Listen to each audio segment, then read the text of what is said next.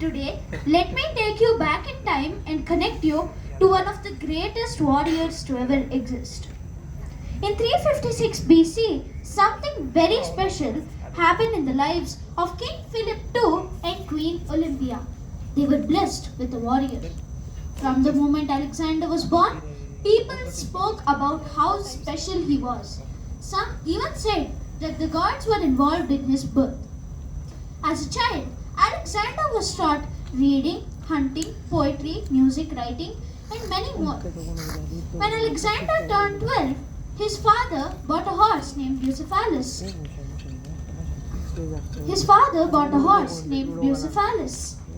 Ladies and gentlemen, you will not believe what happened next.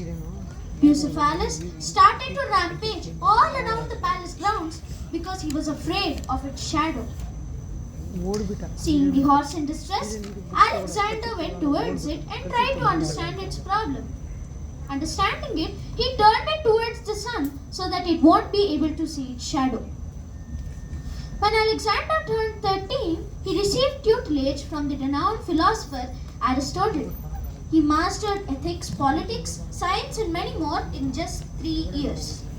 When Alexander turned 16, his father left for a campaign. Alexander was left in full charge of Macedonia. This time, the Thracian tribe, who were the rivals of Macedonia, thought that they now had a chance to conquer the place. When they were getting ready, Alexander invaded Thrace from the inside, using carts as obstacles. When everything was going very nice in Alexander's life, something very tragic happened to him. His father was assassinated by his own bodyguard. Alexander was quickly coronated as the new king of Macedonia. Enraged by the Persian king's actions, Alexander wrote a letter to him saying, "You have harmed me, my family, and my kingdom, even though we have done nothing to you. Now you will pay for your aggressive actions." Saying so, Alexander started his great Persian conquest. First came the Battle of Gransaïs, which displayed the strength in Alexander's cavalry. Next came the Battle of Issus, which was to be followed by the siege of Tyre, which displayed Alexander's strategic mind. Then finally came the Battle of Gaugamela, which was the final battle between King Darius II and Alexander. These were all just some key battles, but now we come to the Battle of Hydaspes, which was fought in ancient India.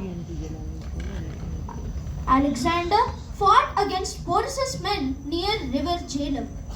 He had found it very easy to win other battles, but Hydaspes was not one of them, because Porus's men had a lot of heart.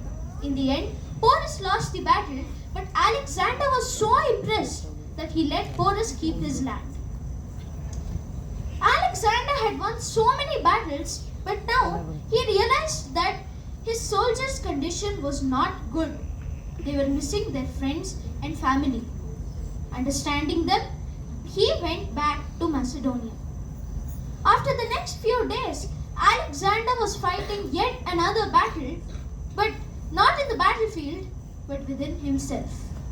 He was suffering from fever, and every single step felt like pain. After the next few days, Alexander the Great was dead. He had conquered land, crossed mountains, and made history. But in the end, he had one final wish: to be buried with his hands out of the coffin.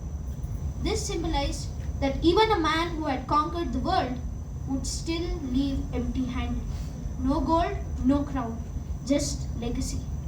So ladies and gentlemen, let's remember, it's not what we take, but what we leave behind that truly matters.